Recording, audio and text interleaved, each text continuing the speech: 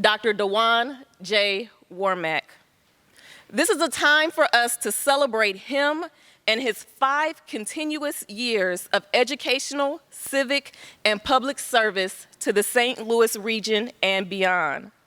This evening, you will hear from a variety of speakers, including the Harris-Stowe State University Board of Regent Chair, community and civic leaders, Harris-Stowe State University students, faculty, and staff about how Dr. Warmack has transformed this institution. You will also hear from our dynamic president himself. So without further ado, please welcome Mr. James Tyson, Vice President of Institutional Advancement, for the occasion.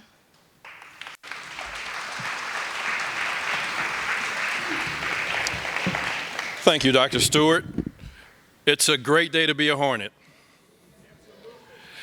Ladies and gentlemen, it's my honor to bring remarks in recognition of the occasion uniting us here on the 11th day of July in the year of our Lord, 2019.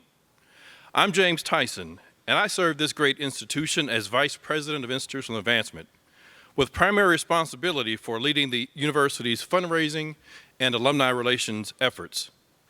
Given that charge, it would be malpractice for me to not share how you can help support Harris-Stowe State University.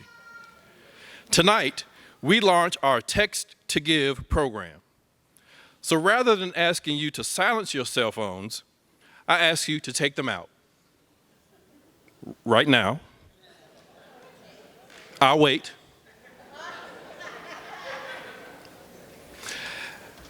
And navigate to your messaging app and text GIVE, G-I-V-E, to the number on the screen, 314-238-1521.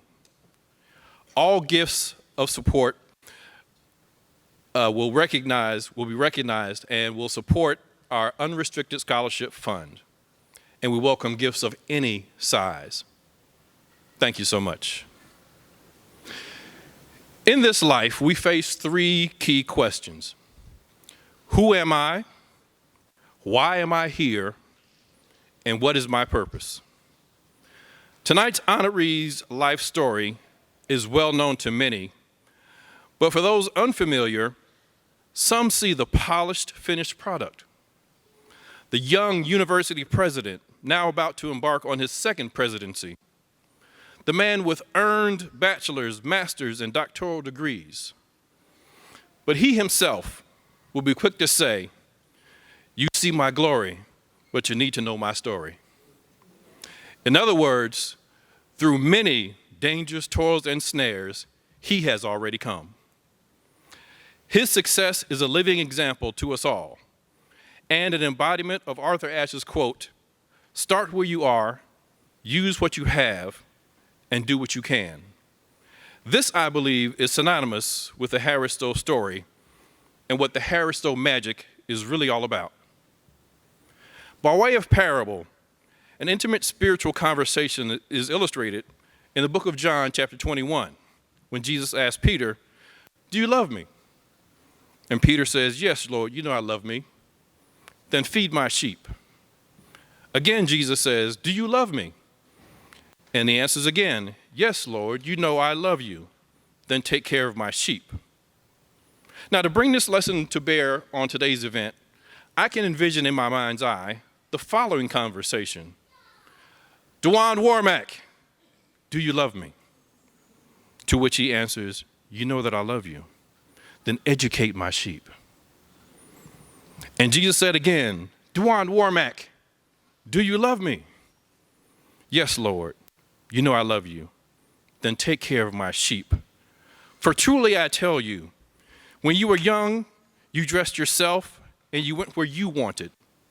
But now your mantle is expanding, and I will lead you where you did not want to go. Where I guide, I will provide.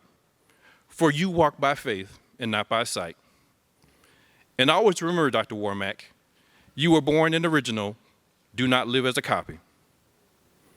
You have proven that it's not who you are that holds you back from brilliant success, but who you think you're not that holds you back. Our wish for you is this: may the road rise to meet you. May the wind be always at your back. May the sun rise warm and shine warm upon your face. The rains fall soft upon your fields. And until we meet again, may God hold you in the palm of your hand. Godspeed, Dr. Warmack. Ladies and gentlemen, this is the occasion.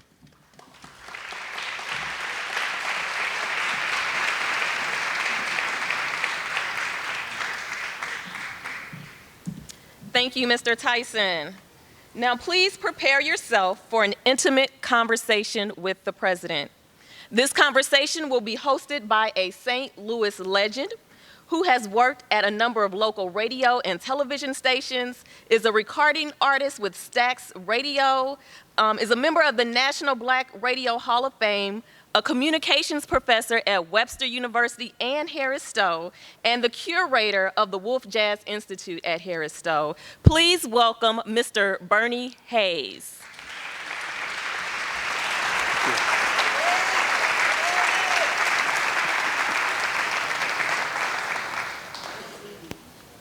All right, now the next person told me to make his bio really short, so I am just going to say that he is a friend to many, a mentor to a chosen few, husband to Lakeisha, father to Morgan, and loved by all. Please welcome the man of the hour, the 19th president of Harris-Stowe State University, Dr. Dewan J. Warmack.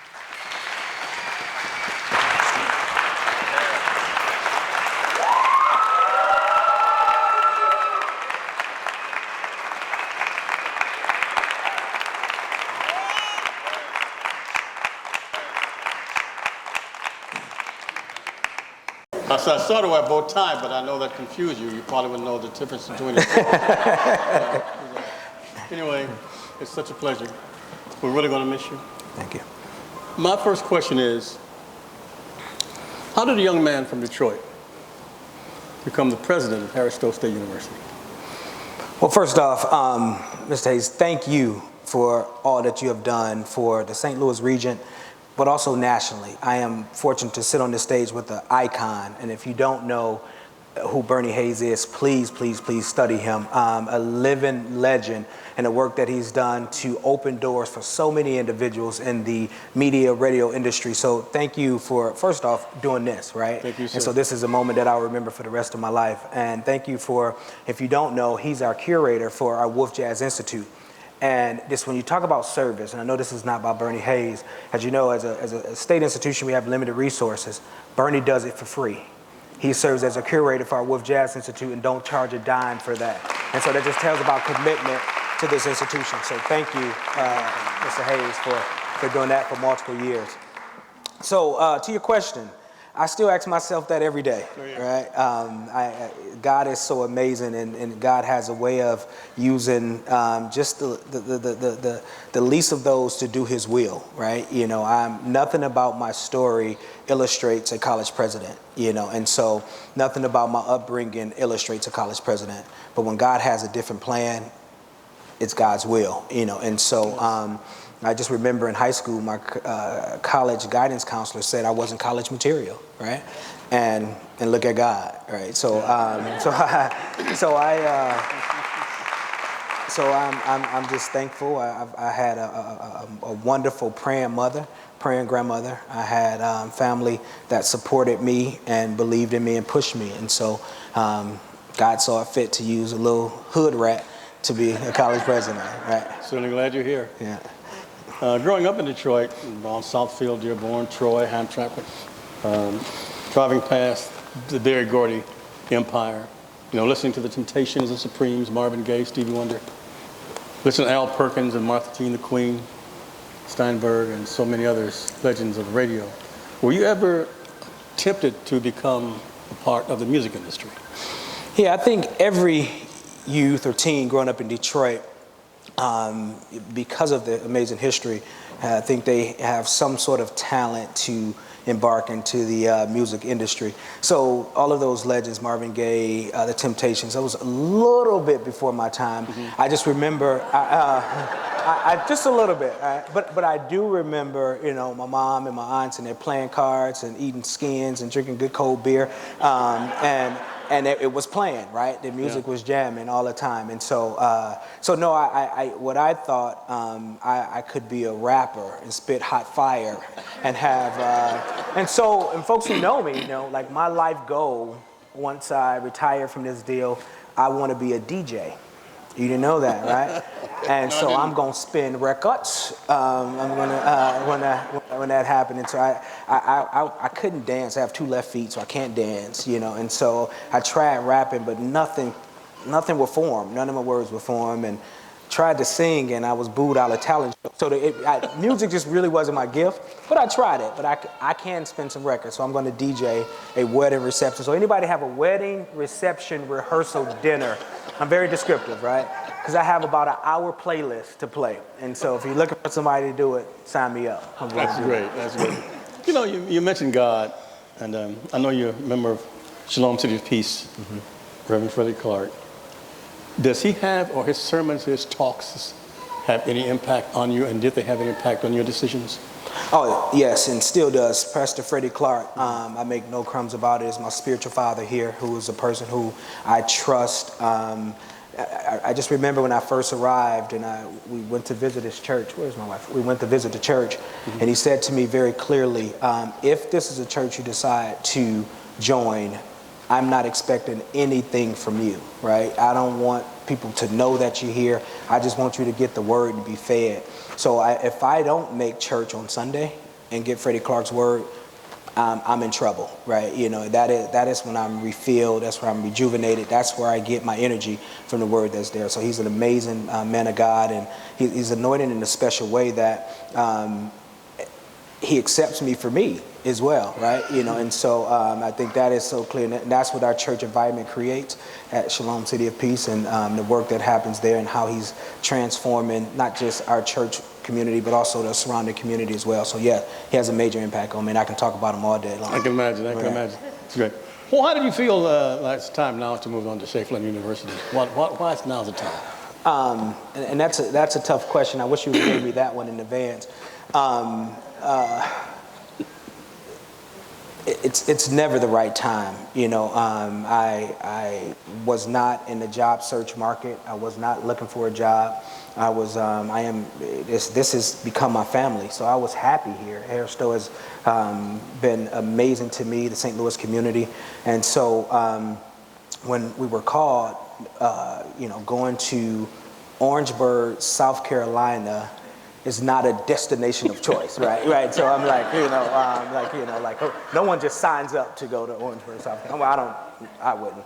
I'm from Detroit, and so, but after deep meditation, deep prayer, and went into vet. They called me like 4 times. I told them no 4 times, right? And they kept calling, and I said no, and I kept calling. And then so finally one of my mentors said, you know, this is one you might just want to take a look at. I am committed to HBCUs. That's the only place I will go and serve. I will not serve at any other type of institution but an HBCU. And so that I'm clear about my life calling. Folks who know me know faith is important to me. And so folks say, no, I'm not a preacher. No, I'm not, because I have a cussing spirit. And so God hadn't used me to do that. And so, so I'm clear about what my ministry is, right? My ministry is serving first-generation college students from lower socioeconomic backgrounds, and so and my story just resonates with the HBCU story, and so that is I never in 5 years here felt like I went to work. Right, you know, every day it's something, because the joy I have to see the transformation and the manifestation of the amazing scholars that are here and that we serve here at Harris-Stowe. So after deep prayer and meditation, and you know, God spoke very clearly and said, you know, it's time to move. And I not to Claflin, not to Orangeburg, right? But when God calls you, as I said earlier, you got to be obedient to say move. And so, hardest decision of my life, because this place is home, this place is family, you know. And so and I'll talk about this later, you know, we've been through the trenches together. We have battle scars here, and so to leave now when the fruits of the labor are beginning to manifest, it's tough, right? We can see the light at the end of the tunnel, and so but when God says go, it's time to go. So What will you miss mostly about Harris-Stowe State University? the family environment. We are truly a family here. We have conversations about everything, toilet tissue. We have conversations about intellectual stimulation. We talk about research, scholarship. We talk about there's a restroom that's at the bottom basement that's in a custodial closet that 3 cabinet members always use that restroom, right? And it's not the cleanest restroom, right? And so, but we can have a conversation. I say that we are family, right? We are truly unified. We have this sense of, we have this thing called the Harris-Stowe magic, and we believe in the work that is happening here. And so losing that sense of, I knew coming here every day, I had soldiers that was going to war with me, right? And war for the amazing scholars that we serve who believed in the mission and who believe in serving first-generation college students. And so it wasn't a formality when we talk about the Harris-Stowe vision and Harris-Stowe magic. People that serve here believe that, and that's what they believe in. So it's going to be tough in losing that family, because Harris-Stowe has become a family to me. I read about you in so many different publications almost weekly, and you've done some mighty magnificent things here. What are some of the most proud, what are you most proud of, some of the accomplishments that you have made? Wow, we have been abundantly blessed as a team. So we've had quite a few, but I think it'll be more in the student realm. Is Delshawn Fowler here? Is Delshawn here? I saw him out in the hallway. I can't see. Step out so I can see you. Come this way for a second, Delshawn, if you're here. Come down for a second. Sorry, this is not part of the script, but you asked me, this is what, and I can give 15 of these testimonies, but what I'm most proud of is we provide access and opportunity for students that often other folks may not. So Delshawn, just come up here for 1 second. Delshawn, I don't know if you remember reading 3 years ago, Delshawn came in here as, he was the kid from Detroit who didn't have resources to come to college. So he jumped in an Uber from Detroit thinking the Uber was going to take him all the way to St. Louis. And no, he was determined to go to college. And wait.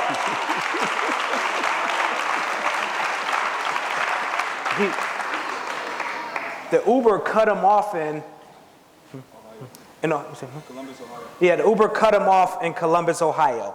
And so he had to figure out a way from Columbus to get to St. Louis. But he was determined nothing was going to stop him from coming to this institution. And I'm excited to say Delshawn has won first place in undergraduate research competition against students from Princeton, Harvard, Yale, WashU. He is part of our honors college. Delshawn, what is your GPA right now? 3.4 GPA. He's interning right now with Sigma Aldrich over there, Millerport Sigma right now, doing an amazing internship. And he will be up for us as one of the National Science Foundation undergraduate research fellows. And those are folks who are typically Fulbrights and things like that. So Delshawn, this is what I'm proud of, right? We provide access and opportunity to kids. And when we talk about the Harris-Stowe magic, it's not how they start. It's how they finish. And so, Delshawn, thank you, brother, for being at Harris-Stowe. Thank you, man. Thank you. Thank you, man. Thank you. Sorry, that wasn't part of the script, but that's all right. That's what I'm proud of. It's all script. You've been working so hard, doing so many things. Could you tell us some of the accomplishments that you made, and what is the future of Harris-Stowe State University? What do you know that we don't know that's going to happen with Harris-Stowe State University? Well, I say this all the time. The world needs to watch out. Harris-Stowe is on a national level a force to be reckoned with. Everywhere I go, I was in Atlanta last week with the premier HBCUs, allegedly. And, but the conversation was about, wow, the work that is happening at Harris-Stowe in St. Louis. I just remember a time where folks was like, oh, Harrison and Stowe, or Harrison, oh, they're like, oh, Harris-Stowe is for real. And I think, you know, and the things that we're doing in the STEM field, you know, being one of the top degree producers for African American in STEM, not just in the state, but also in the country. You know, a couple years ago, we were the #1 degree producer for African Americans in mathematics and applied statistics. You know, when you think about the future of that, being top graduates and students in accounting degrees, African Americans in accounting degrees, you know, the sky is the limit. You know, we're busting at the seams. In 2013, we had 669 folks apply to Harris-Stowe. 669 in 2013.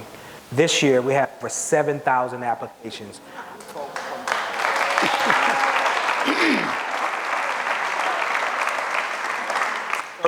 41 states, 28 countries. So when I say Harris-Stowe's become a top destination institution for people across the world, and they want to come and study at this amazing institution, it is happening. You know, and so this is a time where we have begun. Got to be careful. Paul's in the audience, so I got to be careful. Paul's oversees COFE and the college president, so we are open enrollment institution, so I got to be careful how I say this. But there's no way we can take 7,000 students. So we've had to defer admission to quite a few students because they don't fit the Harris-Stowe brand right now. So Harris-Stowe is at a place where people are coming from all over the country and all over the world to want to be a part of this. So it's great things are happening. I know your passion for HBCUs. What attracted you to Harris-Stowe? So twofold. That was a battle too when you're saying being obedient to what God says has for you to do. So folks who know I was in Daytona Beach. I lived in LPGA on the 9th hole. I'm not a golfer, but I had a lot of friends at that point, right? Everybody would want to come over and visit. And but within that, my wife didn't own a coat. And so when this opportunity at Harris-Stowe, she was like, who's moving to St. Louis and it snows, right? And so we had some intimate conversations about, you know, what God has for us to do. And when a search firm called, and to be out of full transparency, I think this is so important, right?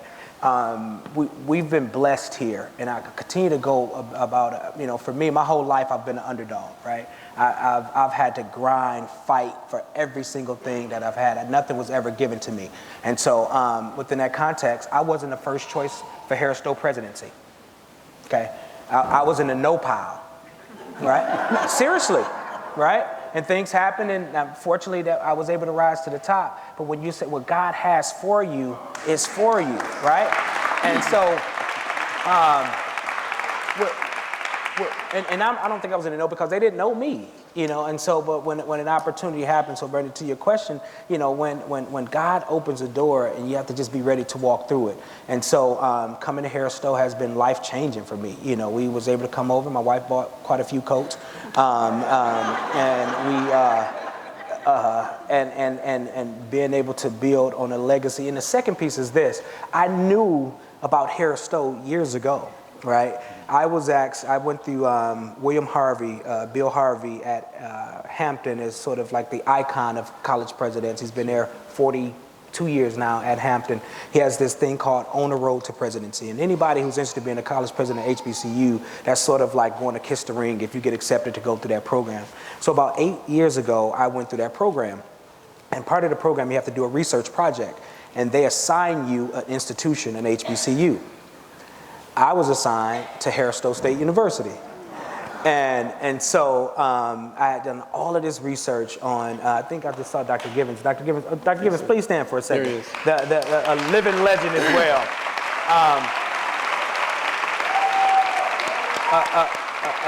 A man whose shoulders I stand on. I remember researching him and the work they was able to do to come in here with one building, 1 degree program, across the street from the Cleatown, all of these things, right? And seeing how it was a teacher institution. So I had all of this body of information. And when I was like, man, this guy is amazing. And so we ended up having conversations about that. And then God saw fit for me 8 years after that to take on this role. But the interesting piece, I never told the search committee or the board during my interview that had already done that research. So they thought I was just this amazing scholar. I knew all about Harris-Stowe State University. Well, I did, but I'd studied it a long time ago, right? You know, and so, no, I think it's having a chance to understand the history, and when it's in divine order, it happened that way. And so coming behind an icon like Dr. Givens, and was able to have a bold vision of seeing this institution where it's at, and having him for 5 years to lean on, to have conversations, to bounce things off of. I tell young leaders this all the time: you don't have to come in and destroy everything to build your legacy, right? You know, you don't have to do that, right? Great things happen at institutions before you get there. This place has been around 160 plus years, right? It's going to be here when I'm gone, and the next person after me is going to do amazing work. But I think it's important that we build on a legacy and continue to transcend in the future. And so I was fortunate to have Dr. Givens there to be able to help me navigate landmines and continue to, and we still have that relationship. You know, he's like a father figure to me, and for me is that I think that was a plus, that I had that access to someone who had been through these trenches. Everybody think, I told the team yesterday, this job is an easy job. And everybody can do the job. I said, please, yeah, everybody's the president, right? But until you sit a day in this seat, right, it's a lonely job, right? Because everybody feels that their priorities are the most important. And if you haven't been through that and then to do it for 32 years, you know, I have gray hair and I'm losing my hair. My daughter said, "There, your hair running low right there." Like I don't know. Like Dr. Givens, you still had that wonderful hair, brother. I don't know, man. So thank you for your leadership and your hard work here as well. So You know, there'll be a lot of testimonies coming for you. A lot of for you, and I just want to say thank you for allowing me this space and this time with you. And may God bless you, and I know that next journey, magnificent as this was. thank you so much for everything. Thank you for your support. Thank you. Thank you.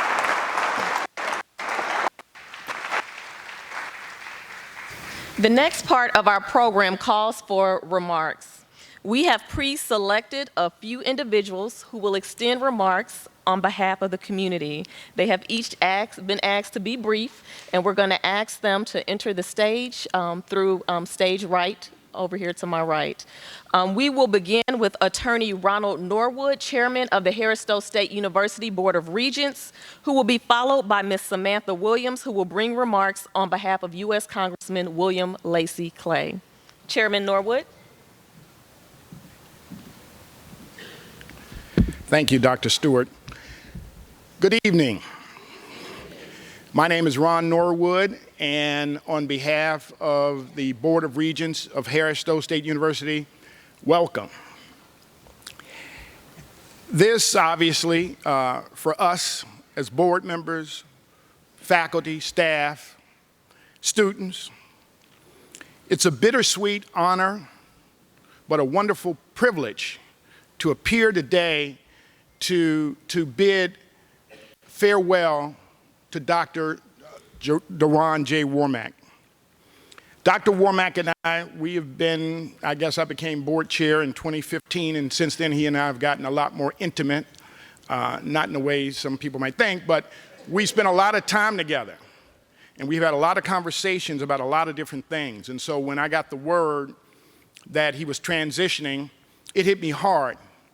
However, as I reflect on it now and as I talk to you all today, this really is about passing the torch. Passing a torch that has been passed for 160 years, from president to president to president. And Dr. Warmack got that torch. It was a little bit in between from Dr. Givens. And Dr. Givens, you have been a mentor to me, to Dr. Warmack, and we appreciate your service and everything you've done for this great institution. So let's give Dr. Givens a round of applause.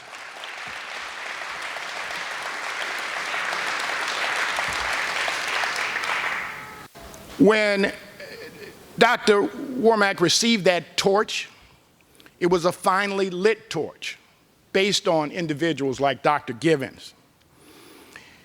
And when he received that torch, and when I became board chair, we had a lot of conversations, and those conversations were about the mission.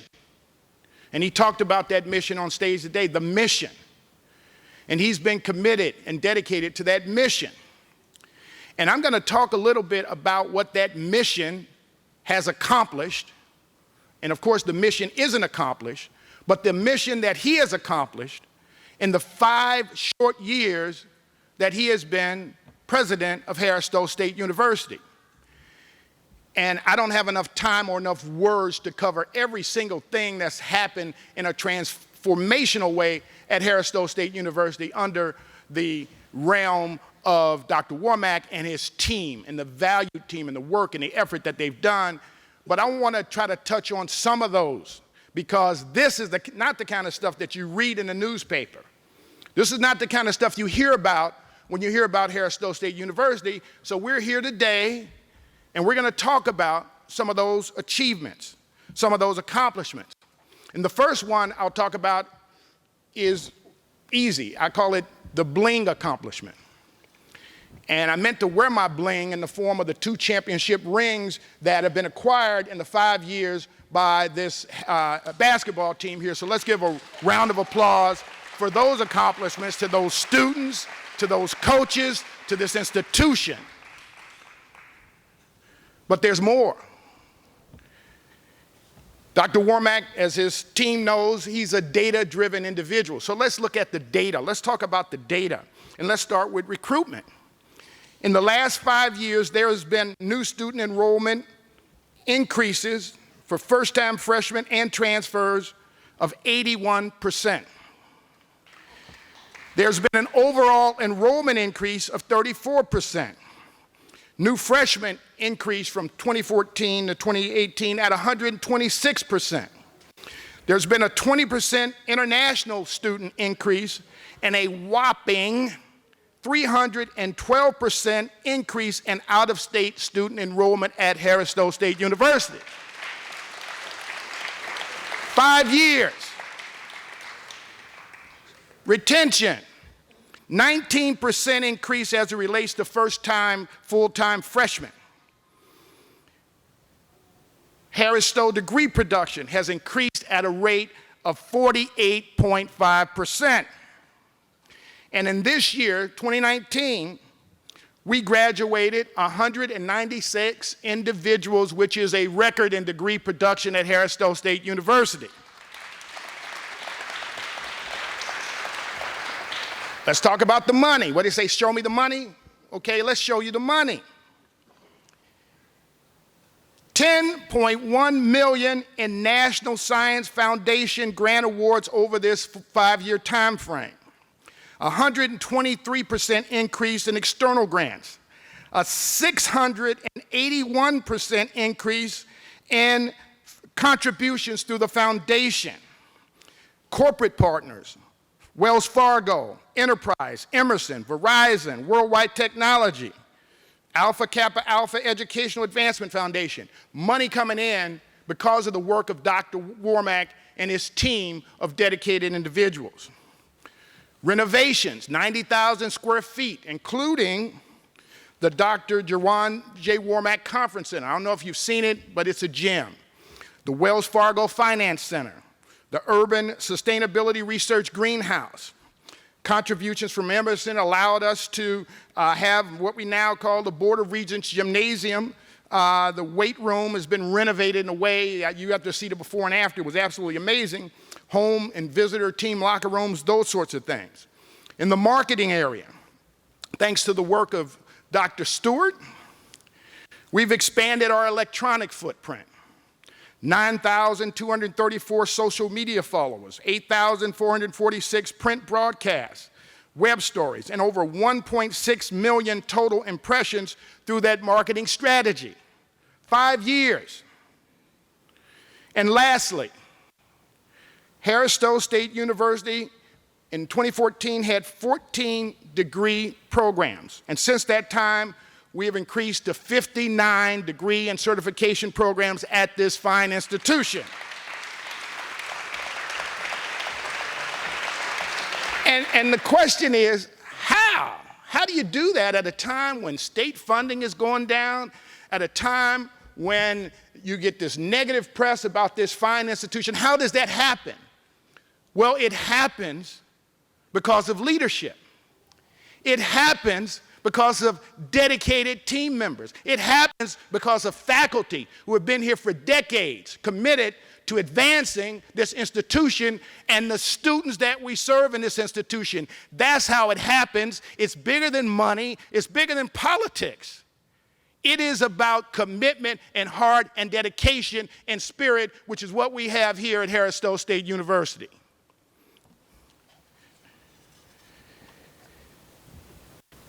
And through it all, the good, the bad, and the ugly, Dr. Warmack has remained humble. He has remained committed. He has remained dedicated. He has remained focused to lifting this institution to a higher level. And I want to just read a blurb. We put out a publication. We have it electronically if you want it. It was put together. It's called the 2019 5-Year Reflection, Inspiring Change. And in that publication, Dr. Warmack wrote a letter, and I want to read his words to you because I think it's important for you to understand what we have. We have an individual transitioning out, but one of the last things he did was put together this publication and put together this letter to explain the mission. And I'm just going to read a little bit of it. I tell people all the time, never give a lawyer the mic, so you get what you get. But this introduction, it says, I encourage you to take a moment and look at the cover of the report again. You may have seen this image before, the campus image. It is one of my favorites because it captures much of the beauty of Harris-Stowe State University's downtown campus.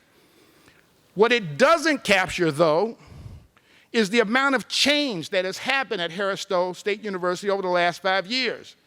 There is no one picture that could accomplish that feat. Change is not only about the physical look and feel of a place. It is how people are ultimately affected by an institution that seeks to better society through education and outreach.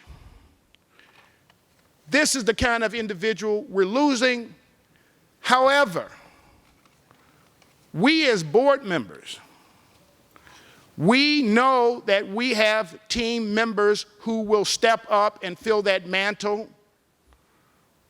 And we know that this institution will continue the upward trajectory and the positive developments under the tutelage of our interim president, Dr. Dwayne Smith. Stand up, Dr. Smith. Stay standing.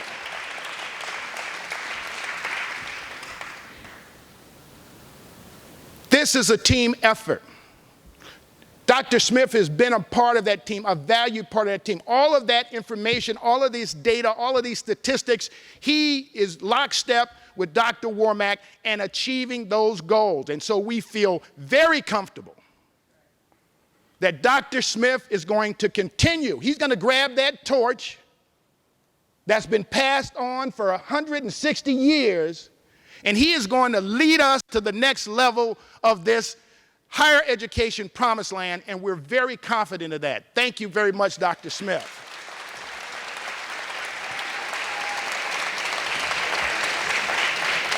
And then in closing, I'd just like to say, Dr. Warmack, there is nothing we can do to repay you for all you've done. We appreciate you. We love you. We wish you the best. And we know that you will continue to be a prominent supporter of this great institution. Thank you.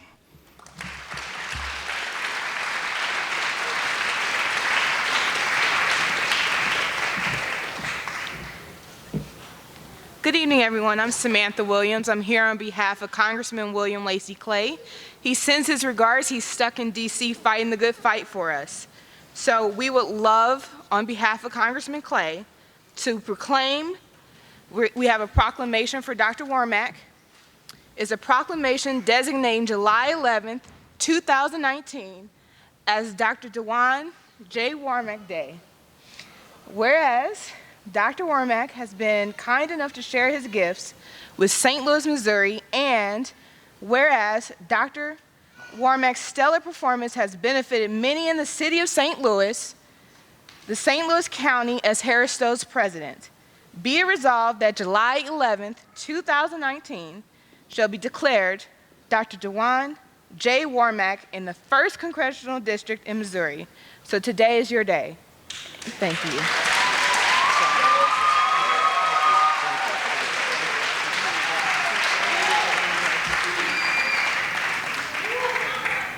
Thank you so much. Appreciate it.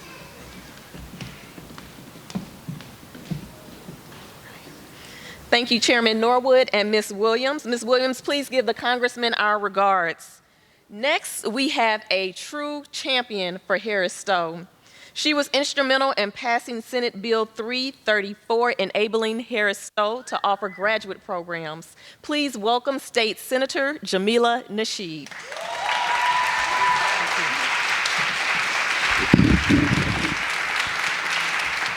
Good evening, everyone. Wait a minute before I get started.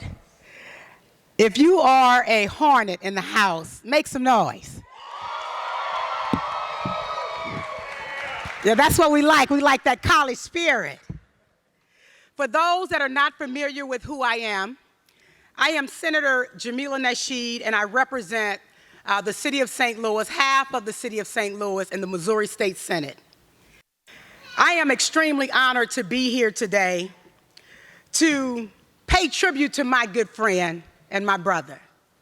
Yes, it's a bittersweet occasion,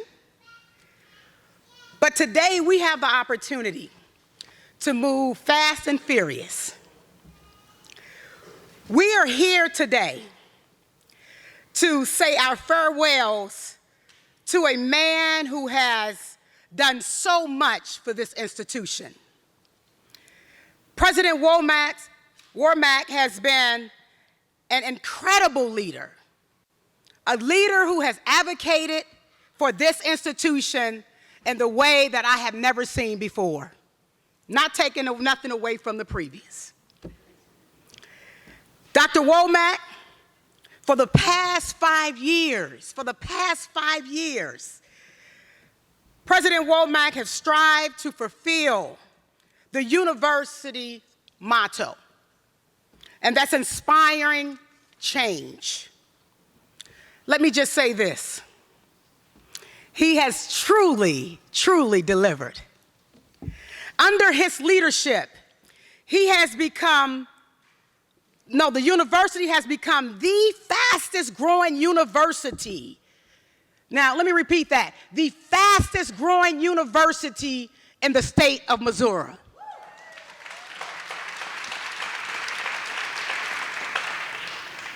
He has helped grow this institution by way of student population.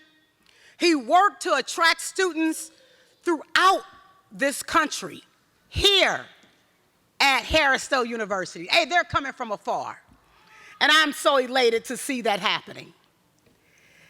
With so many options for students these days, so many options for students, we see students taking the first look at universities throughout the country, and the first look that they take, and the first one that they want to come to, because this is the fastest growing in the Midwest. They're coming to not SLU, not Lincoln, not MU. They're coming to Harris-Stowe State University, the one out of 2 historically black colleges in the state of Missouri. We have a lot to be proud of. Dr. Warmack has strengthened the university overall academics. He's expanded degrees and certifications, offering research for young men and women who want to obtain that type of accomplishment. Dr. Warmack, for the first time in history, and you just heard it, Harris-Stowe State University now are able to offer graduate programs after 160 years under Dr. Warmack's leadership. 150 years. You know, we are happy to have you, and we are glad that you took the opportunity to choose the state of Missouri so that our young people can really, really see someone who come from which they have come, who had to struggle, and now a doctor in education. So what you have been able to see, students, if you're listening, what you have been able to see, you have been able to see a man that someday you can be a reflection of. You just have to continue to strive and be the best and be all that you can be. And Dr. Warmack, let me tell you this here. You know, you was a great partner on the state level, because when you came, people listened. And I thought I was a senator, but they listened to you. And when they try to push back and say no, because we are less than 2% of the state budget. But when Dr. Warmack got up there and we sat down with the budget chair and we talked about the importance of the historic black colleges here in the state of Missouri, they listened. And I'm happy to announce to you, Doc, that the $3 million that we put in the budget, the additional $3 million that we put in the budget, is not going to be withheld. It will not be withheld. Because you know I don't play about the budget in Harris-Stowe. So in closing, I just want to say thank you for all that you have done to lift the spirits up for so many young men and women who thought that college was too far away from even obtaining. But for you, we have individuals who are prideful in this here historically black college. And you would never be forgotten here in the state of Missouri, as well as in the city of St. Louis. Thank you for all that you have done. I would like to thank the First Lady for sharing her husband with all of us. And again, thank each and every one of you for coming out to wish my dear brother a farewell. Farewell, and we'll see you soon, my brother. Yeah. Now, I'm getting in trouble in the back because this is not part of the program. But I want to be very clear about this young lady standing on this stage. You know, folks who know me know I'm candid, I'm transparent. We've had a lot of support within the state, but there hasn't been one legislator who has fought like she's fought, right? I want to make it real clear. I've witnessed it myself. So when you say Senate Bill 334, she carried that bill to offer graduate programs. There was state legislation that didn't allow us to do graduate programs. When they will come in, we'll fight, walk the halls all day, and they'll say they're cutting the budget. I've personally witnessed her say, hold up. Oh, you think you're gonna cut? We'll be here all night because your bill ain't being passed. And so for me, people don't fight that hard. Some people talk the talk, but she walked the walk and fought for Harris-Stowe State University like no other. So Senator Nasheed, thank you, my sister. I mean that from the bottom of my heart. When I say she fought for this school, no, I mean, you have to realize it's a tough environment in Jeff City. And if you don't understand the politics behind the work that goes behind it, like she said, we get 1.2% of the state appropriation. That's $9 million out of what is it, 32 billion, okay?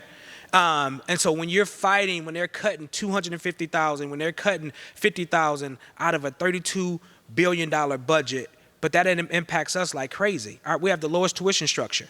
So when you cut a $500,000, that's not a paper cut to us. That's a gunshot wound, okay? Because our kids are first generation. 80% are Pell eligible, first in their family to go to college. And I just gave you one example of the manifestation of what the Harris-Stowe Magic can do. She fought for this institution all the time, and I say thank you, Senator, for doing that for us. We appreciate it.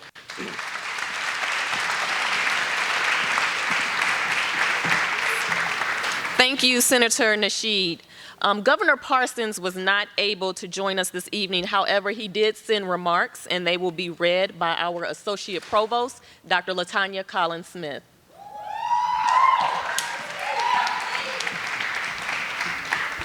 Good evening.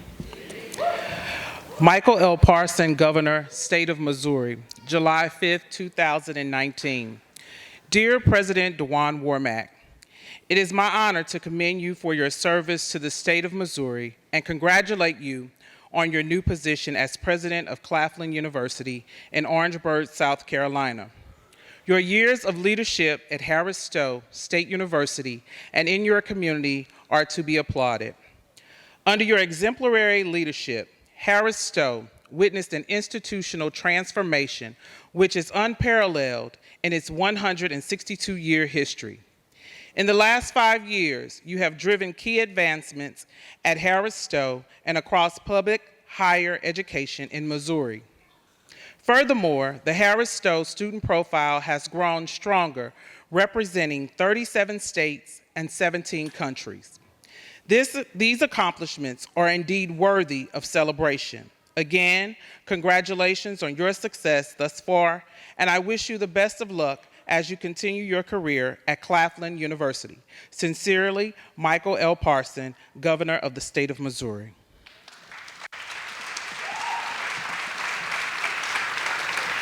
Now presenting on behalf of the City of St. Louis, please welcome Mr. Karan Adu, Director of Communications, Office of the Mayor, who will be followed by Alderwoman Marlene Davis, Ward 19.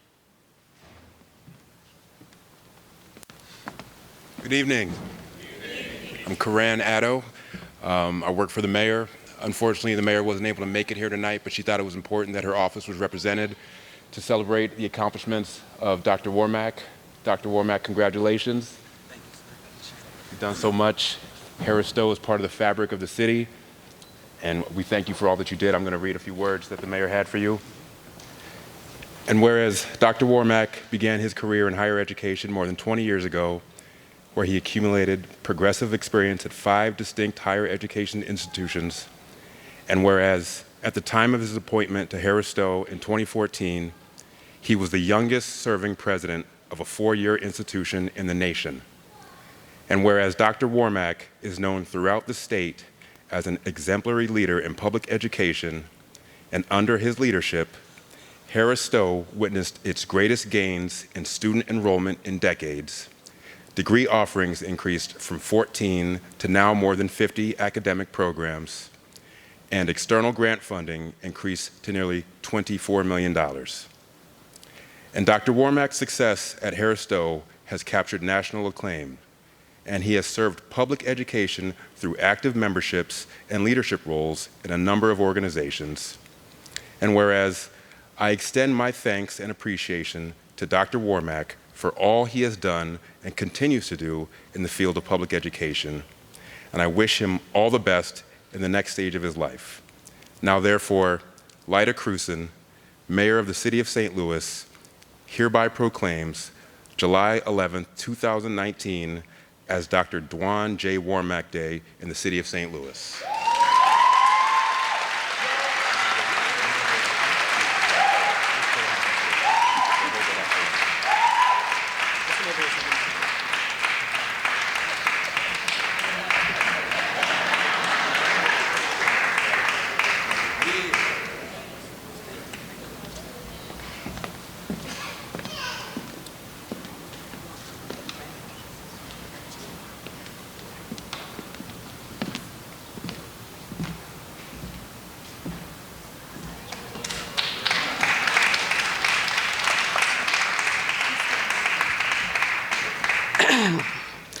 I needed him to walk out with me because even before he got here, I knew he was coming and what he was about.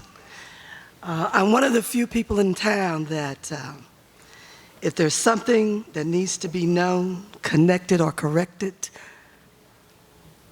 I normally know about it.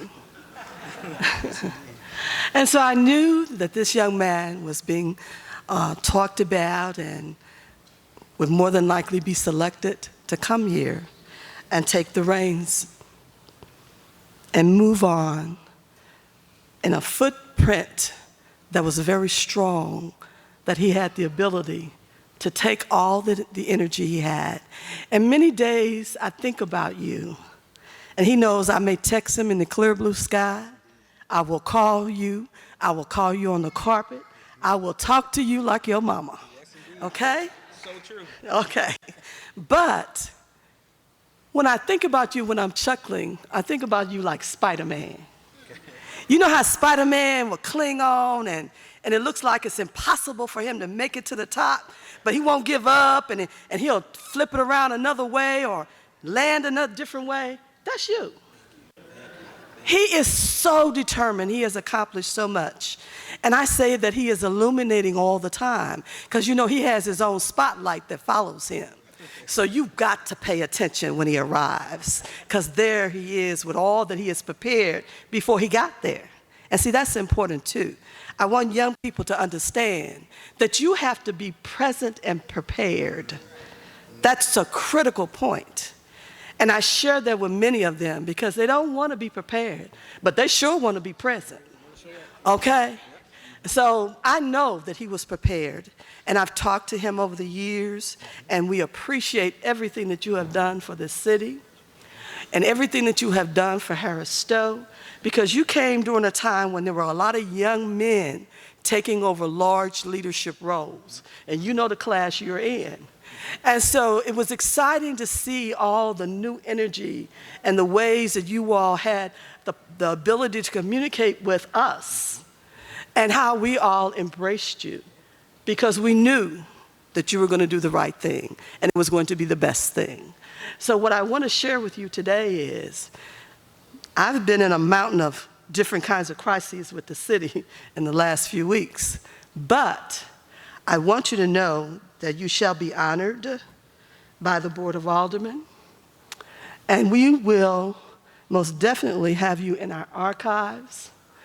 And I may even have an opportunity before you get too busy on your next session to surprise you. I find ways to do that, and I try to do something different for everyone. You know, our most distinguished past president, Dr. Henry Givens, can never, ever, ever be replaced. But what can happen is, let's give him a hand, he can never be replaced.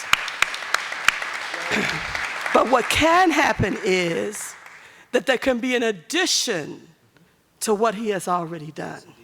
And that's what I'm going to find a way to do, to add you to this legacy of Harris-Stowe and how you've brought us to another level. And so now, whoever comes behind you, there is no excuse, none but to flourish and carry on. And so I say to you like you were one of my sons, God bless you, baby, and welcome. Okay? Thank you so much. Thank you. Thank you. All righty. Thank you. Thank you. Come on. I want this picture with you a while ago. Okay.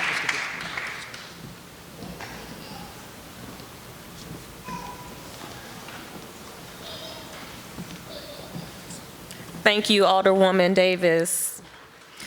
St. Louis City Treasurer Tashara Jones was unable to be with us this evening, but she did send a proclamation on behalf of the Treasurer's Office. The next group of individuals are not only civic and community leaders, but dear friends of Dr. Warmack. Please welcome Mr. Tony Thompson, President and CEO of Kwame Building Group.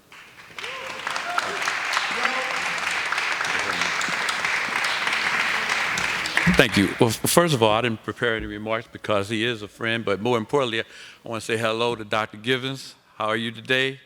Thank you very much for leaving things in such great hands. And Dr. Suggs, we did it. See, Dr. Suggs and I were on the selection committee that brought Dr. Warmack here to this campus. So I want to correct it. That's right.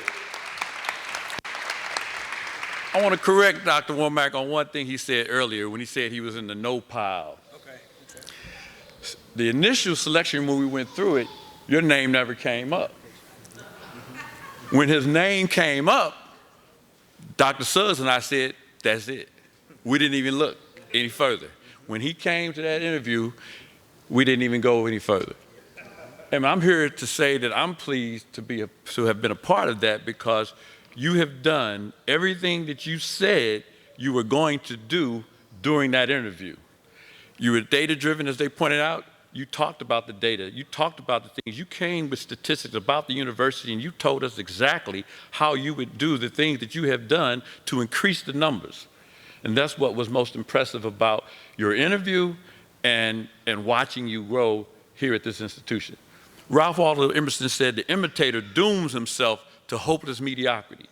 And one of the things that I love about you is you took the great things that Dr. Givens had built on at this university and you made it your own, and you did not imitate. You tried to be your own man, and you created an opportunity and growth at this institution that we would have never seen. So I appreciate that more than anything, and I love you, and I want to make sure I stay in contact with you, because the last thing that made it easy for me, and I want all the Kappas to stand up for a minute, because when I came in and I knew he was a Kappa, I knew right there what we had.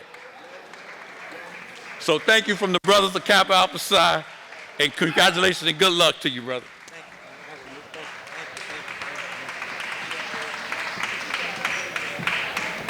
Thank you, Mr. Thompson. The next group of individuals are alumni of Harris-Stowe. Please welcome the Circuit Court Attorney for the City of St. Louis, Attorney Kimberly Gartner, who will be followed by Ms. Shirley Brown, President of the Harris-Stowe State University Alumni Association. Attorney Gartner.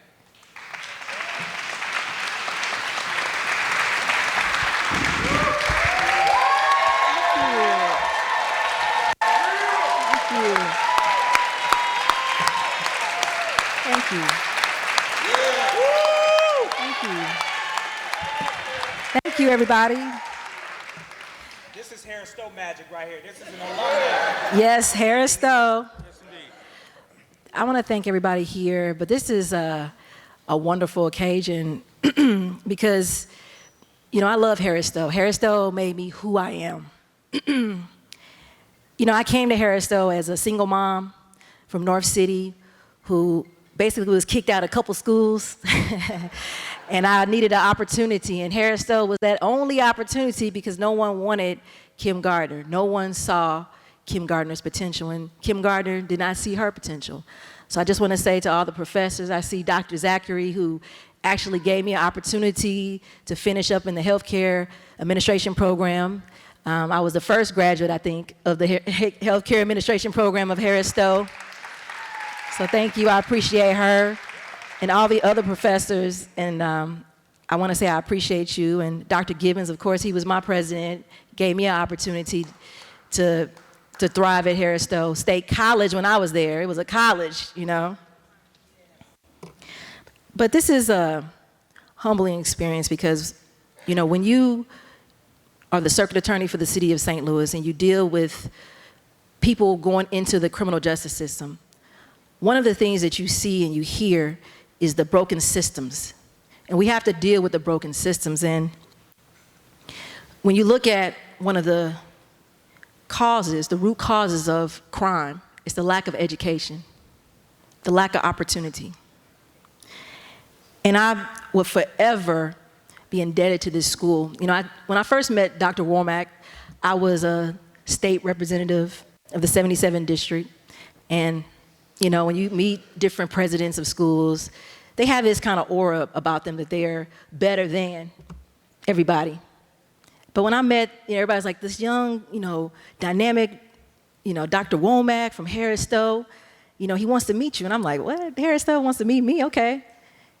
And when we met, you know, it just fueled my passion for public service because meeting such a dynamic young man and getting to meet his lovely wife, Mr. Lakeisha, she's a nurse like I am too, so I appreciate you and their beautiful, you know, daughter. But just meeting him, it was the energy that Harris-Stowe, I think, passing the torch from Dr. Givens, we passed it to Dr. Womack.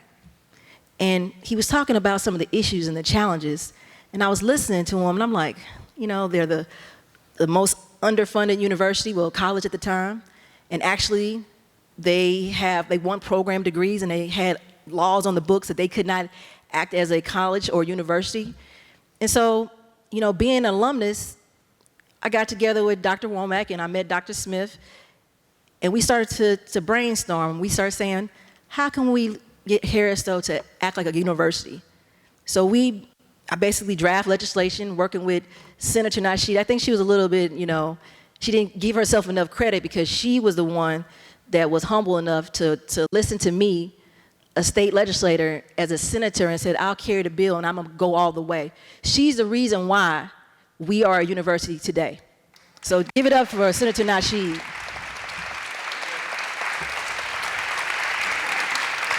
She's the one that carried that torch, and then Dr. Warmack took it from there. I mean, when I was at Harris-Stowe State College, I was in the trailer. You know, I was at the trailer on the side of the building. I'm like, what? You know, now we have the computer lab was just being built. I'm like, wait a minute, I'm about to graduate and all this stuff is coming? But I just want to say to Dr. Warmack and his family, you know, it's hard for me to see him go because I know the challenges, I know the frustrations. I was in those meetings where people were coming against him for nothing.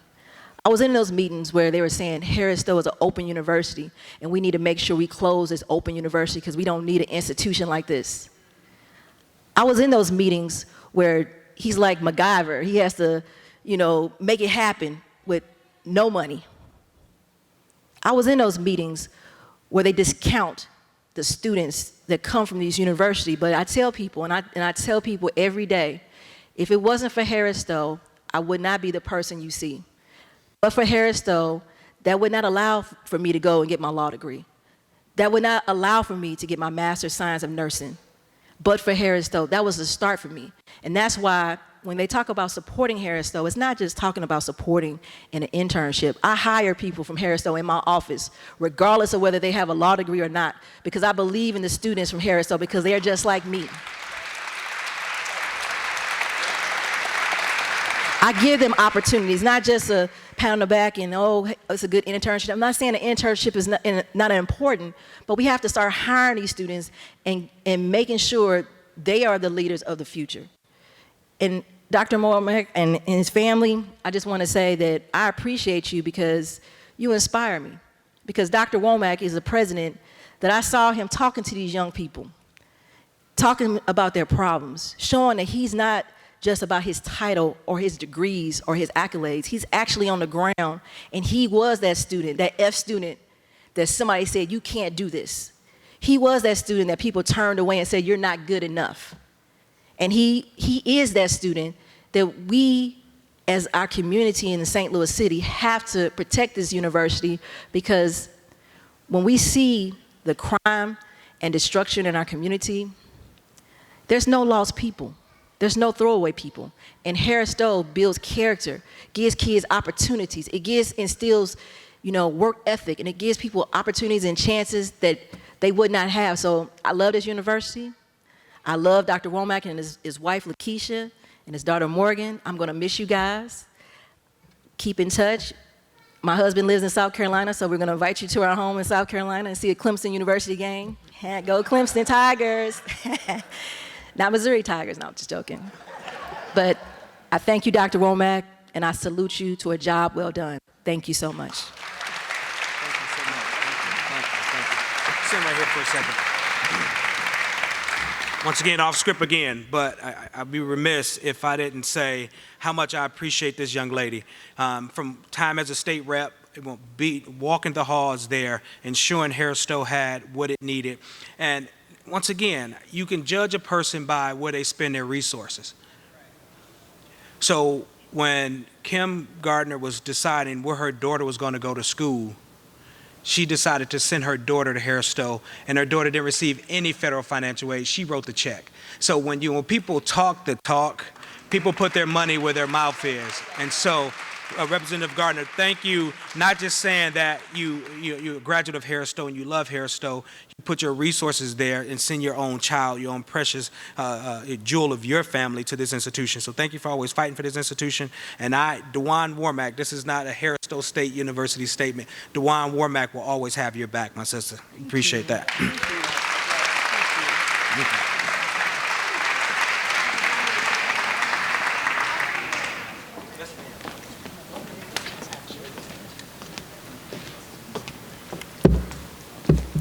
Good evening, everyone. I am Shirley Brown, president of the Harris-Stowe State University Alumni Association, and I have with me two of our officers.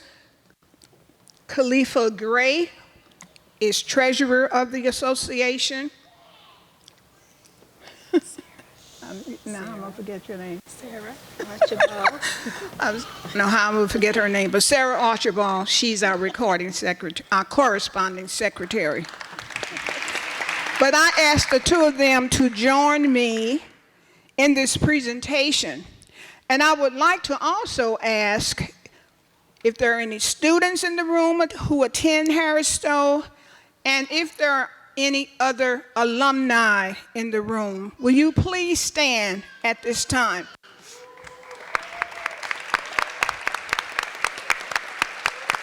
You can remain standing while we make this presentation. Please remain standing. Dr. Warmack, when you go to Claflin University, we wanted you to have something in your office that will keep you reminded of Harris-Stowe State University. And as you continue your journey as a president, it may be Claflin now, but it may be several other universities as you move up the ladder in your career.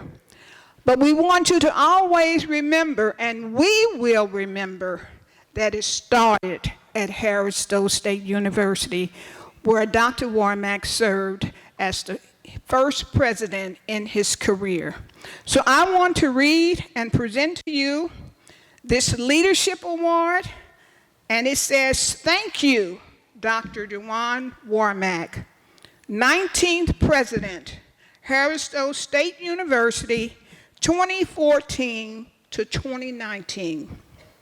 In appreciation of your dedication, inspiration, vision, and transformational leadership, presented by the Harris-Stowe State University Alumni Association." Now, when we visit you in Claflin, we want to see this award in your office. All right.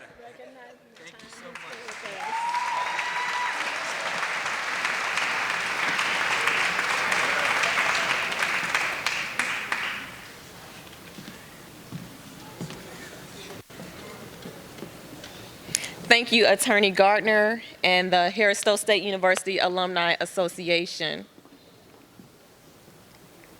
The final group you will hear from this evening represent the Harris-Stowe State University faculty, students, and staff. You will first hear from Dr. Tiam Yu, Associate Professor and Chair of Accounting, followed by Ms. Heather Bostic, Vice President of Title III and Sponsored Programs, followed by Mr. Reed Chun, 2018-19 Student Government Association President.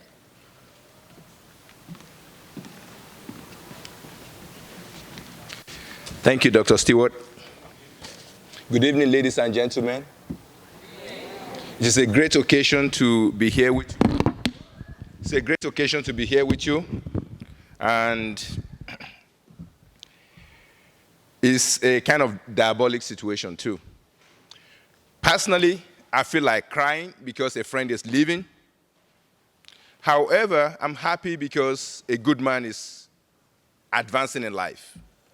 So it's a very kind of diabolic situation.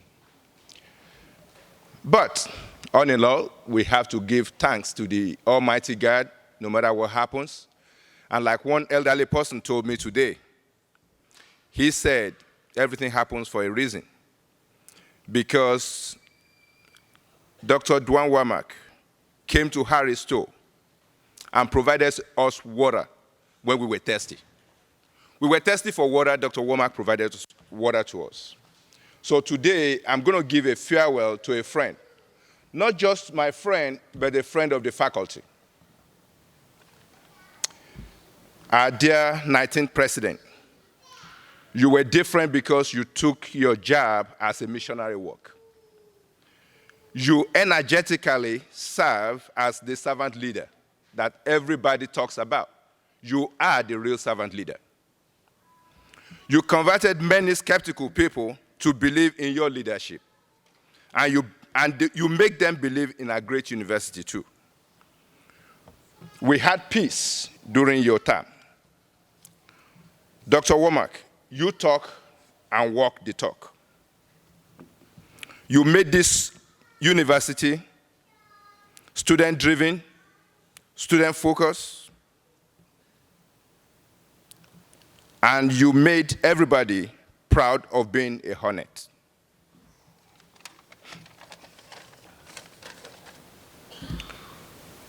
There are certain qualities that made a difference with you. One, you listened to all members of Harris-Stowe community. You made everyone felt valued, from students to staff to faculty, administrators and board of regents. You treated everybody like your friend. Two, you embraced shared governance. You never saw shared governance as a threat to your leadership. You always welcome the contribution of the professors. And one thing that we noted with Dr. Warmack, he gets a lot of things that university presidents don't get, especially in HBCU. The fact that many colleges, they revere their professors because their professors are people who are successful and can be successful, but decided to limit their success in order to care for more successes for more people. Dr. Warmack gets that. When Dr. Warmack deals with you as a professor, he will give you that respect that I know you can do more than what you're doing, but you're doing this because you believe this is the best thing you can do. We appreciate that as faculties in Harris-Stowe. Thirdly, you actively cultivated diversity by welcoming and encouraging every member of Harris-Stowe community to make contribution to your success. You don't limit who can make contribution to success in Harris-Stowe. And we really appreciated that, and every one of the faculty felt welcome during your tenure. Our 19th president, you'll be remembered for a long time because of what you did. Neither gold nor silver have I for you, but in the name of Jesus of Nazareth, I'll say some prayers for you. I know people have prayed for you. They said, no weapon formed against you shall ever prosper. But I will extend it and say, no weapon formed against you and your loved ones will ever prosper. Secondly, too, the blessing of Moses will follow you as you go. The Lord's presence will be with you. He will be your shade in the sun, and he will be your light during darkness. Thirdly, the Lord shall hold you with a mighty hand, just like he held Joshua. No person will be able to overcome you. Everywhere you go to, you will bring joy to everybody. God will enlarge your coast, and the Lord will continue to bless you. Also, I would like to thank your elegant wife for supporting you on your mission to Harris-Stowe. We noticed how supportive she was to you when you were with us. Maybe I should still use present because you still have about 30 days with us. Yes, we're gonna enjoy those days that we have left before you go, because you are a rare breed and your wife was a very excellent supporter of your activities. God will continue to bless you and your family, and God will continue to bless Harris-Stowe, and God will bless America. Thank you.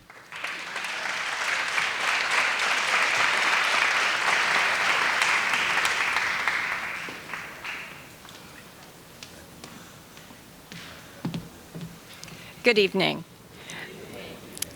5 years ago, we were introduced to our new president, who was full of energy, had new ideas about how the institution should and could serve the community, and he, as he would say, was unapologetic about expecting more from each of us as staff members of Harris-Stowe.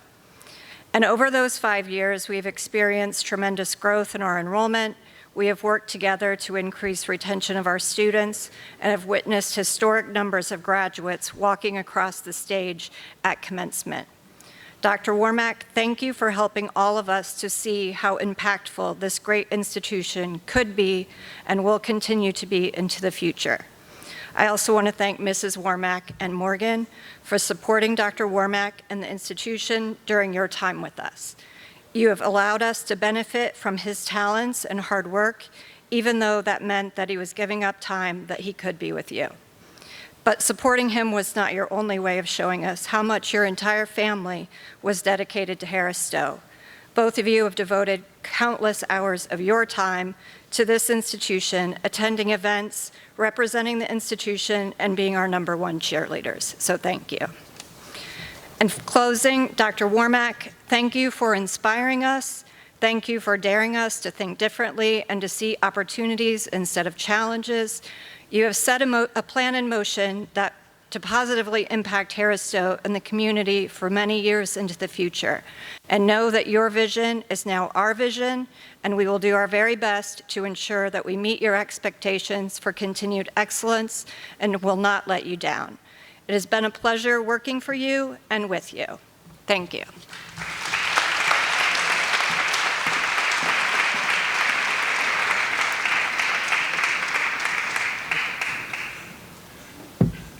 Good evening, everyone. Good evening. Can everybody hear me?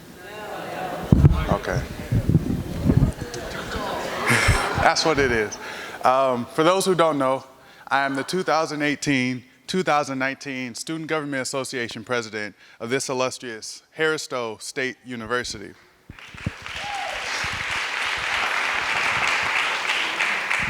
Now, as everyone in the back can be a testament to, I've been walking circles for the last 5 minutes because I don't know what to say. I know what I want to say. I don't know how to say it. But I was thinking about the phrase inspiring change and what it takes to not to create change, but to inspire. Not just inspire one person, because I, Dr. Warmack, have been inspired, but to inspire an entire university, an entire city, and even an entire country. That takes a remarkable amount of servant leadership within somebody. It takes a remarkable amount of humility and modesty to hold yourself as the lowest amongst the low and to serve everybody else. Dr. Warmack, I grew up without a father. I grew up with father figures, but I never had a father. And to see an African-American male with a PhD, president of a university, the only HBCU in St. Louis, it's inspiring for me, and it helps me progress to move forward and to learn how to mature as a male, not just as an individual, but as a male, so then I can give back to others.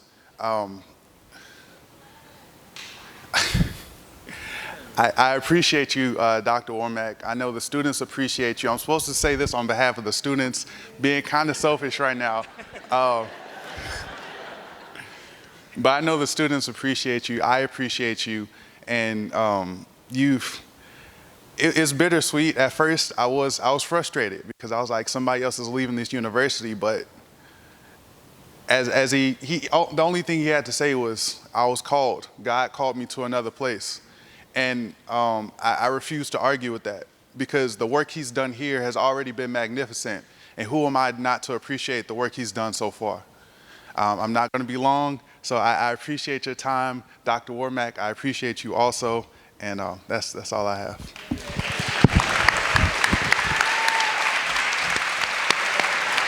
Thank you.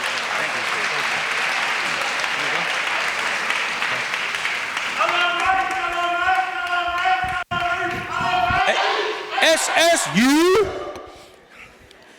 So don't be nervous. That's our call. That's our call. That's our call. Don't be nervous. That's our call.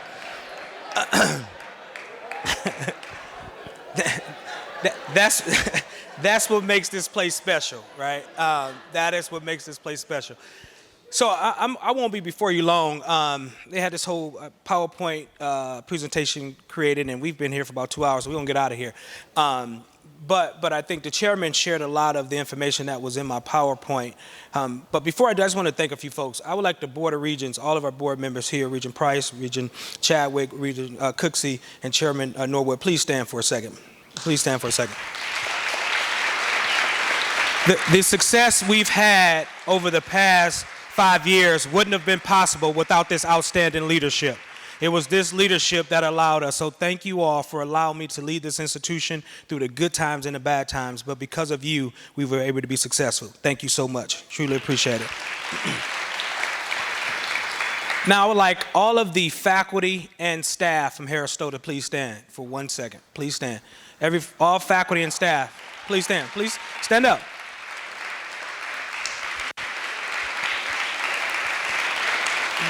Well, we have this thing called the Harris-Stowe Magic, the HSSU Magic, and it's because of these folks that are standing that made those dreams come reality. You know, I'm going to go through this slide for a few reasons, because it wouldn't have happened if it wasn't for these outstanding individuals who have been committed to this institution, who worked countless hours. I'll just use our faculty for a second. You know, we've increased our degree programs from, anyone who knows higher education, we've gone from 14 to 59, right? But we've gone from a 19% decrease in state appropriations. Our enrollment has almost doubled, but our state appropriations has gone down 19%.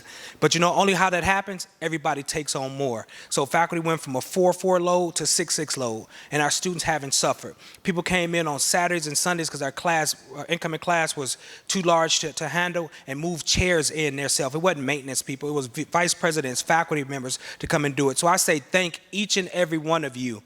The success wouldn't have happened if it wasn't for your commitment. Thank you all so much.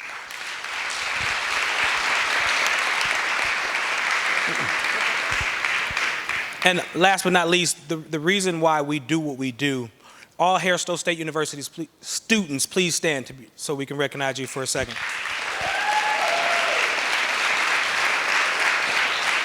We come to work every day, every single day, to serve you. Thank you for believing in Harris-Stowe State University. Thank you for trusting the faculty to educate you and allowing the staff to serve you. It is because of you our doors are open. And I say thank you for allowing me to lead you all for these past 5 years. And I love you all so much. Thank you.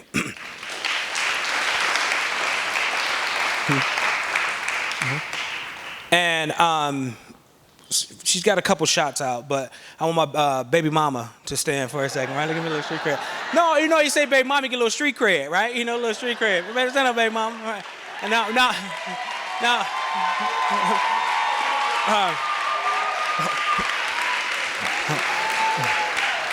And Morgan, where you at? Raise your hand, Morgan. She's back there with her best friend, Madison, back there as well. Hey, Madison, stand for a second as well. Madison and Morgan. You know, it requires a lot of time being away from family to do these things, and you know, thank you for allowing me to do this work, baby mama. I really appreciate it. No, baby mama, we're married. For folks who don't know, we're married, right? But it gives me a little street cred to say that, right? Just really quick, I wanna just highlight Harris-Stowe is on it, as I stated earlier, is in a great place right now, right? We're at a spot right now that we can take the nation by storm. And I'm not saying it as a cliche, I'm not saying that as just a word. The way we're moving right now in the academy, we're one of the top institutions in the nation. We're getting funded significantly higher by from the federal government than we do from the state. And the federal government is not gonna fund you that much if you're not doing outstanding work. And so the work that is happening here, I talked about those students that coming in. So we didn't compromise quality to get quantity. So when I say we went from 600 applications, a little over 600 to 7,000, in 2013, the mean GPA was a 2.3 and a 14 ACT. This class right now is a 3.02 and a 22 ACT. So 7,000 applications. We're not compromising quality to do it. And so I just want to give, and the students are coming to Harris-Stowe, this is not their only choice. They can go anywhere. So we have, I know, Deontay, are you in here as well? Y'all, folks, y'all don't know, I'm calling y'all out if you're here. Or Avis, Avis, you here as well? Both of y'all, come over here for a second. I want both of y'all, come around the side, come around the back. This is what we talk about Harris-Stowe magic. Deontay is a student from Chicago. He was accepted and received full scholarships to 72 colleges and universities across the country. Graduated from high school with a 4.8 GPA, valedictorian of his high school, over a 30 ACT, could have gone anywhere in the nation, had a full ride scholarship to play football at LSU. But instead, he decided to come to Harris-Stowe State University to pursue his education degree. So Deontay, thank you for choosing Harris-Stowe State University, my brother. Thank you, okay? Thank you. And this is what we call Harris-Stowe magic. So for folks in this community who don't know, this is the amazing things that are taking place on this fertile ground. And Avis, I might get a little emotional here. When I think about a story of perseverance, right? From St. Louis, Metro, was recruited again to go anywhere in the country. I think, Avis, you have a 3.9 GPA right now, 3.9, part of our honors college here at the institution. But 20 years old now, are you 20? 21 now, 21. Avis has had brain surgery, shoulder surgery, and has 2 different shoulder replacement, right? Shoulder replacement, has fought cancer and defeated it 2 times, and still, yeah.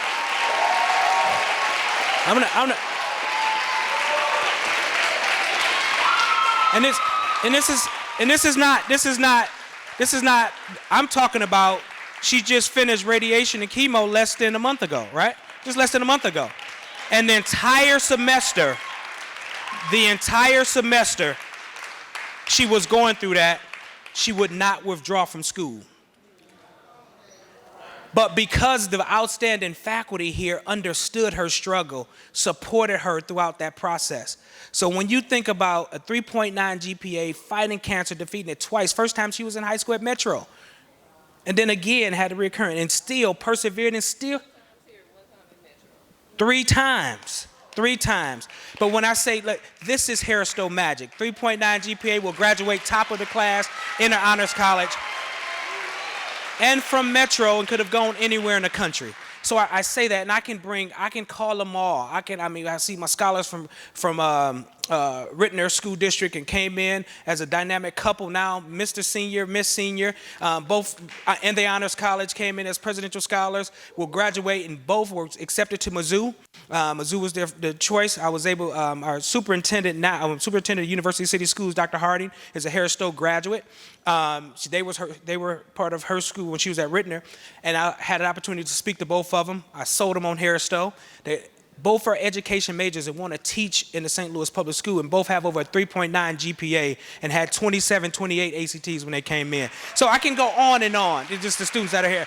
And these folks are not planted. That is what we do here at Harris-Stowe State University. So for folks to understand, this institution is on fertile ground. Nothing but great things to come. Thank y'all so much. I really appreciate it. Thank you. Give me a appreciation. Thank you, sweetie. Thank you. Thank you, brother, again. Thank you. And unfortunately, they don't know they're coming up. So, but I like to let the Spirit lead me, because no one can tell a story better than the folks that are here. And so what I'm going to do is just go through this quick presentation and let you know what this team has been able to do over the past 5 years. If you notice, I never stand behind the podium, because when I was at Shalom, somebody said my first week there and was like, "Ooh, you look just like a Baptist preacher." And so I get nervous, so I want God hadn't called me to do that. So every time I stay from behind the podium, so he don't come and touch me on my shoulder.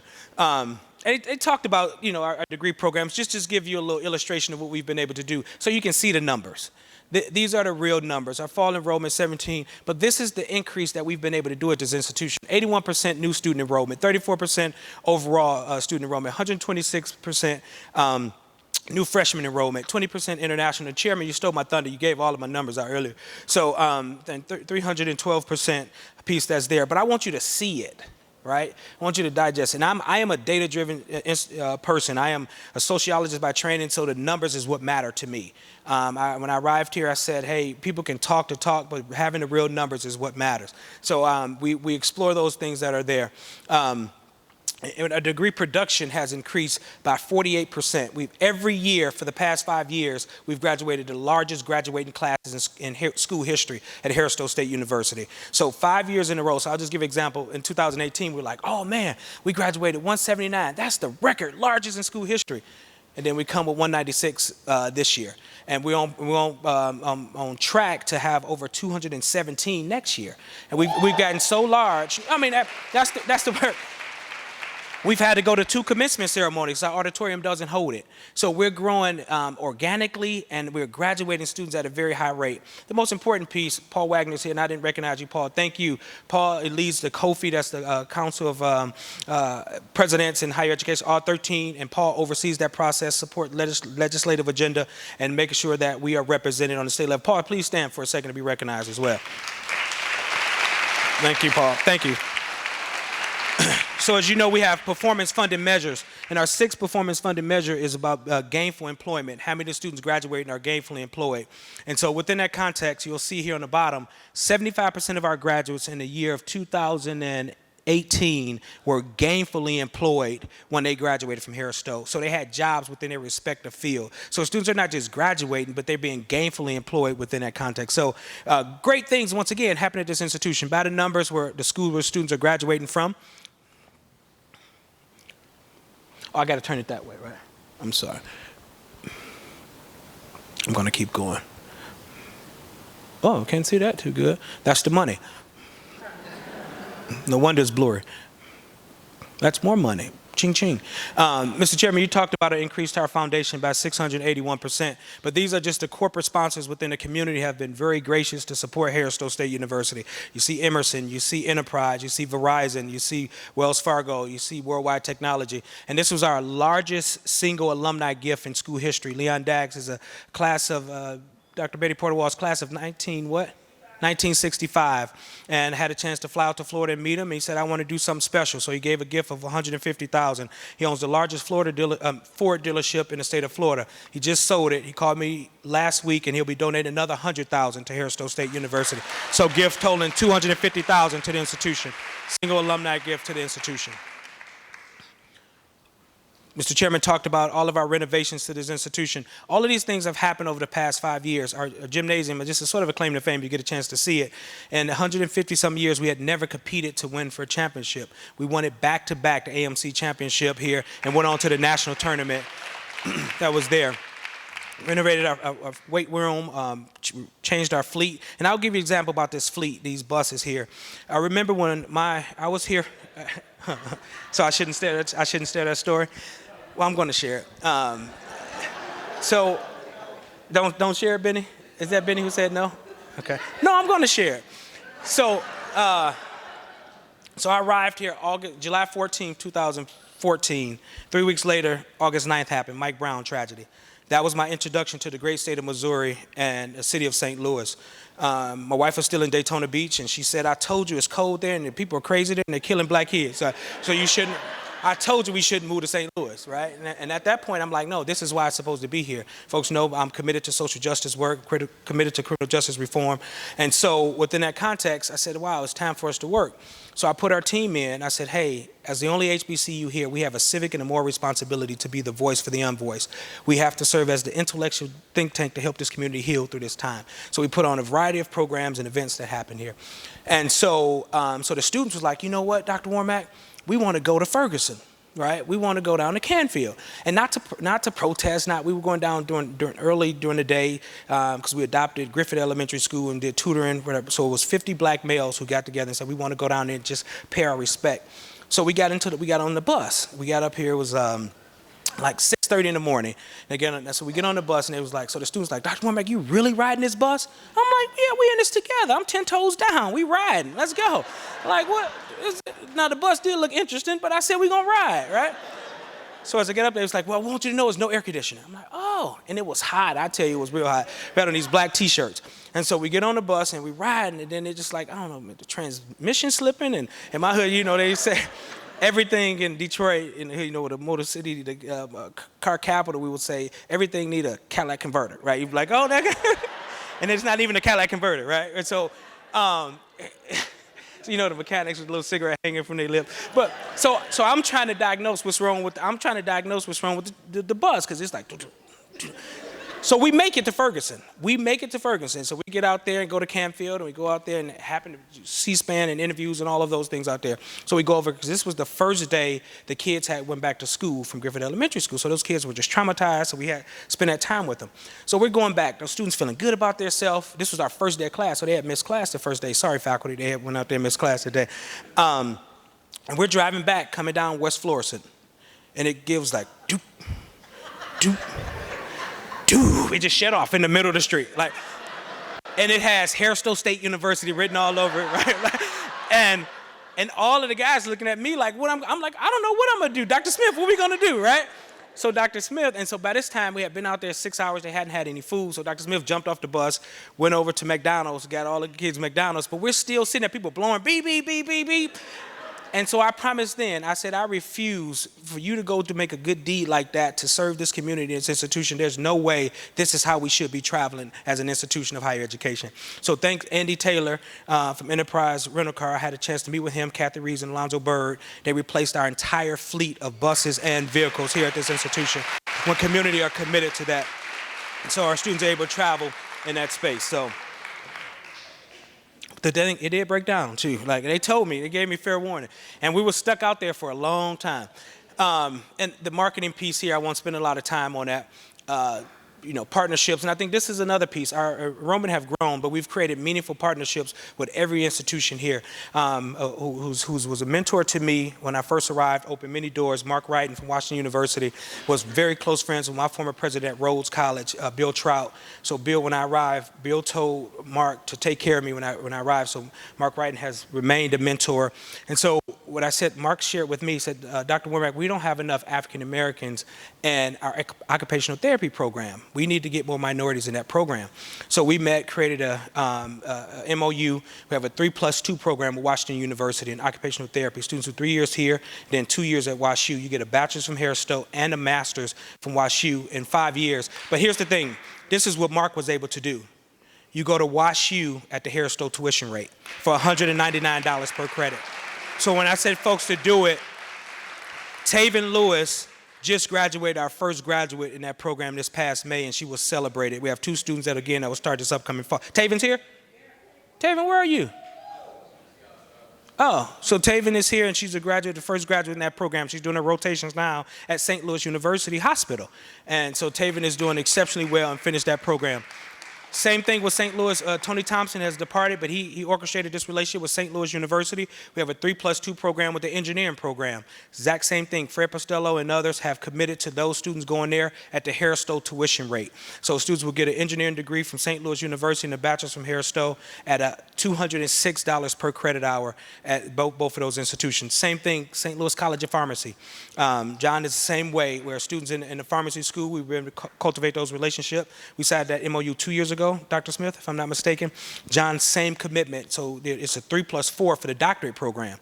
So students will do 3 years with us, and their first year in the doctorate program will be at the exact same rate as Harris-Stowe State University. And then they have a discounted rate scale for the next 3 years, 3 years in the doctorate program. So we've cultivated relationships. We know our niche. We're not trying to create an engineering school. We're not trying to create a medical school. We know what we're good at. So we're partnering with institutions here that do the outstanding work, and it's mutually beneficial for all of our parties that are there. St. Louis is an amazing city. Harris-Stowe plays a significant role in this city. And what Morehouse is to Atlanta, what Hampton is to the Hampton Roads area, what Spelman is to Atlanta, what North Carolina A&T is to Greensboro is what Harris-Stowe needs to be to the St. Louis region. You only have one HBCU here. You only have one HBCU here.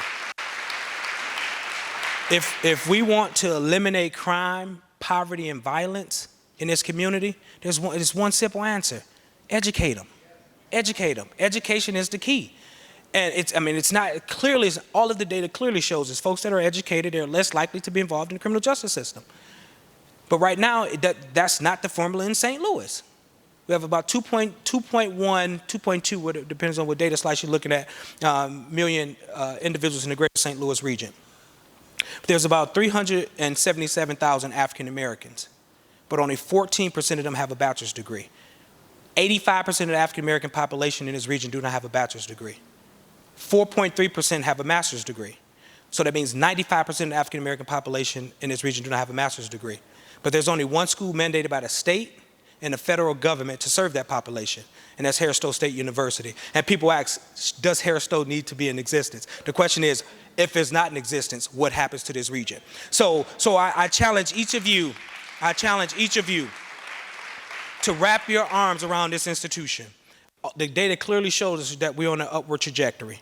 I'm excited about Dr. Smith that is going to lead this institution to the next level. He has stood side by side with me. He's worked extremely hard with me. He was with me in Ferguson, sweating a little more than me, because he got off the bus, and when he got to food, I wasn't getting off that bus. Because I was like, I was sort of embarrassed. I'm like, what do I say to these students? Like, I done sold them out. Dr. Smith got up there and when he got those cheeseburgers, and we got it for everybody, right? So thank you, brother, for being there with me every step of the way, walking the halls in Jeff City with me. I am fully confident that as the things that we have going forward at this institution, there's a few things that I think I want to just go to. I don't even want to go to this last slide. These things are upcoming projects, I think, that are very important as we continue to grow. When you're growing, these things are happening. Harris-Stowe will be expanding its footprint somewhere in this community. I'm not at liberty to discuss where. We're in the final stages of a conversation with a community partner there's a high probability that will fund this major initiative that Harris-Stowe will have another footprint. We will focus on workforce development. We will focus on K-12 initiatives. We will focus on early childhood work within this facility.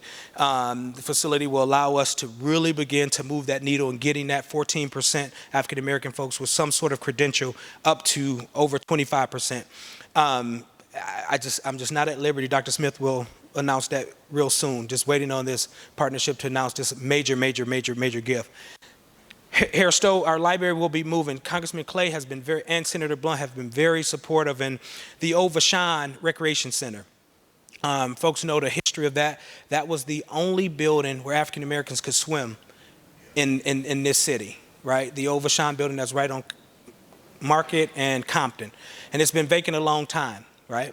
We're excited to say that we have fully received all the funds that's needed. That building, we will start construction in the next 2 weeks.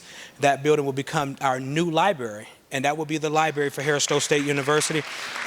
Because of the historic nature of it, and I talked about Congressman Clay and the support. We received significant funds from the federal government. It will also house the Midwest Center for Preservation and Historic Documents. So folks who remember and read the articles in the St. Louis American, we have all of Frankie Freeman's archives. We have all of Dick Gregory's archives. We have Bill Clay Sr. We have Dr. Henry Givens. So we will have a rotating museum in the basement of that facility where students can go up and do research in the library and find out about all of these historic figures that will be rotating. Folks will be a showpiece for this city and also this region. So moving the library, Harris-Stowe State University does not have a student union. And with that growth of out-of-state students, they got to have a place that they can go and stay. So the library will become our new student union. We will have the library, we have received a full funding to make the renovations to that facility as well. So great things are happening at this institution. Programs, the master's degrees will start, and we have the Center for Innovation and Entrepreneurship, our first entrepreneur endeavor here at the institution. We purchased a building on Compton and Olive, and that building, the construction will happen on that building very soon as well. So great things are happening at this institution. This is a place that you should be proud of. I've been blessed to serve with amazing individuals at this institution, and I can't wait to see what the future holds. Contrary to popular belief, again, I'm leaving because God has moved me to leave. I'm not leaving because the narrative I've heard, I've been ran out of town, I've stole money, I've heard all those stories, right? But please believe the board has been 100% supportive of me and allowed us to do the work that is here, and I'm just thankful that you all allowed me the opportunity to serve this institution for this amount of time that is here. And so I say to each of you in this community, thank you. thank you so much. We wouldn't have been able to be successful without you. There's so many people in the audience that I can call and just say thank you for the phone calls and the support, but I can't do it enough, and I'm being told something back here. I can't say thank you enough for all of the things that are there. Jesus. But part of what happens is that, and that's what any good leader has to be able to have folks that surround them that will tell them the truth. And so they're telling me again, I thought, Dr. Givens, I gave you the shout out, but they said you need to say something else about Dr. Givens. I think it's important too, and I'll end with this. What Dr. Givens and Mrs. Dr. Givens has meant to, for folks who don't know, Mrs. Givens, Belma Givens have received an honorary doctorate from Harris-Stowe State University. So she's the real Dr. Givens in the household, as she tells me all the time, right? She tells me that all the time, right? But what you and your wife has meant to us, we are both grateful and thankful for your support. Folks, we had monthly lunches. We had lunch yesterday. Was it? Yeah, we had lunch yesterday. And because of you and opening doors for me and allowing me to do that, thank you. You have been an inspiration to me, and you continue to be an inspiration to me. Thank you for all of your wisdom, knowledge, and understanding of the work that happens here, not just in St. Louis, but across this country. Your reputation precedes you. So thank you and your wife for loving on us and allowing us to be a part of your family as well. Thank you so much, Dr. Givens. And thank each and every one of you for all of your support to this institution. And I say again, this is not, a farewell for me. This is a goodbye for now. I will not miss the commencement ceremony from these amazing students that are coming up in the future. These students are my babies, right? This is the reason why I do this work. And I promise them I will be here for their graduation ceremony. And St. Louis has meant so much to me and my family. So this St. Louis is home for us as well. So thanks. Special thanks to everyone for coming out. We love you, and we really appreciate you. And enjoy some of this good food that's out there. Thank you so much.